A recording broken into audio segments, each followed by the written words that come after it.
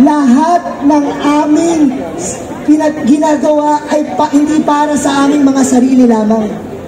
Bilang mga estudyanteng Pilipino, nag-aaral kami, nagsusunog kami ng kilay dahil gusto namin na magandang kinabukasan. Dahil sabi ninyo, pag-asa kami ng bayan. Pero anong ginagawa ninyo? Patuloy kaming pinapaasa, patuloy kaming kinakawawa. Kaya kay Sara Duterte na dating DepEd Secretary, kay Bongbong Marcos na presidenteng walang ginagawa, sa mga kongresista, mga fake party lists na walang kwenta at walang ginawa kundi magnakaw sa sektor ng edukasyon, ang masasabi namin sa inyo, mahiya kayo! Sabay-sabay tayo, mahiya kayo! Mahiya kayo! Mga kasama, lahat ng konseho ng mag-aaral at mga organisasyong mga estudyante sa iba't ibang pamantasan at paaralan ay iisa ang panawagan. Kung gusto nyo kami maging pag-asa ng bayan, gawin ninyo ang tama. Sumuko kayo, ilantad ang katotohanan at higit sa lahat, sa mga nagpoprotekta pa sa kanila, isuko nyo sila at kailangan nilang makulong. Kulong lahat! Mga kurako! Kulong lahat! Mga kurako!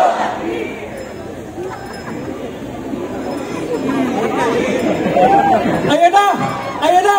Ayan na ang kabataan! Ayan na! Ayan na!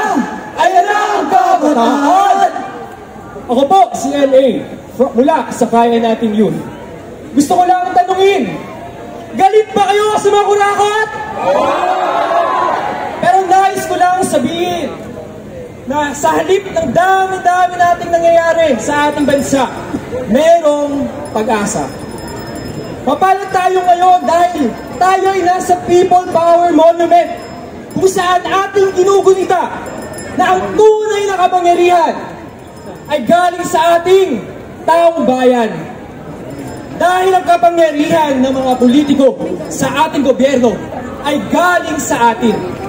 At sila ang dapat tumanaw ng utang na loob galing sa atin. Dahil sila ang pansamantalang nating pinagkakatiwalaan ng kapangyarihang ito. At dahil hindi nila ginagawa ang trabaho nila, kailangan na nating maningil. Kasi na ang mga reforma, BBM, i-certify na as urgent ang Anti-Political Dynasty Bill.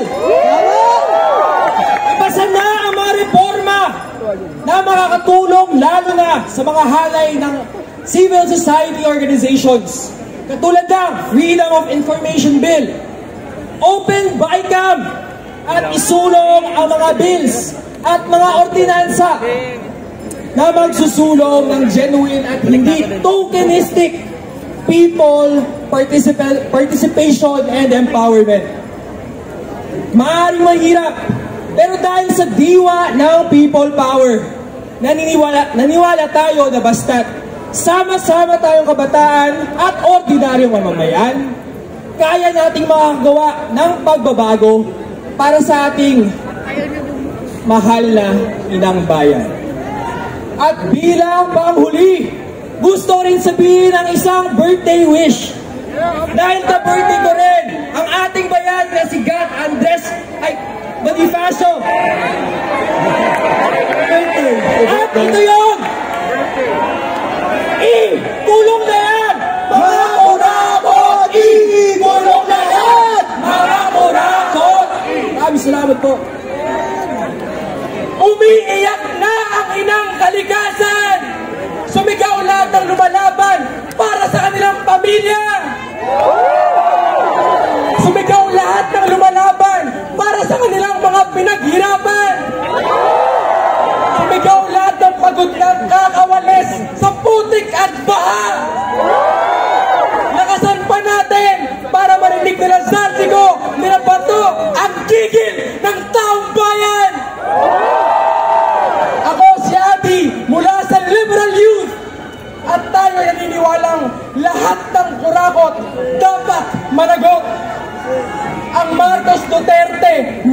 unit team ay parang mga cleaners na tumatakas na pag-araw nila. Mga pabuhat na groupmate sa klase. Mga pabigat at pabuhat. Pero hindi natin kailangan buhatin ang sistemang ito. Tayo ang henerasyong magbabago sa sistemang ito. Tayo ang henerasyong magre-reforma sa gobyerno. Kaya mga kasama, huwag itigil ang gigil hanggat walang nakukulong. Huwag itigil ang gigil hanggat hindi nababasa ang anti-political dynasty law. Huwag itigil ang gigil hanggat kaya nang kumawala ng bawat Pilipino sa kapit at pera ng mga trapo at turakot. Huwag itigil ang gigil hanggang sa nakakabuhay at sagana na ang sweldo at mabilis na ang pila sa lahat ng serbisyo ng gobyerno. Huwag itigil ang gigil hanggat lahat ng pumirma, lahat ng nagbulsa, lahat ng nagpasarap, lahat ng kurakot dapat managot.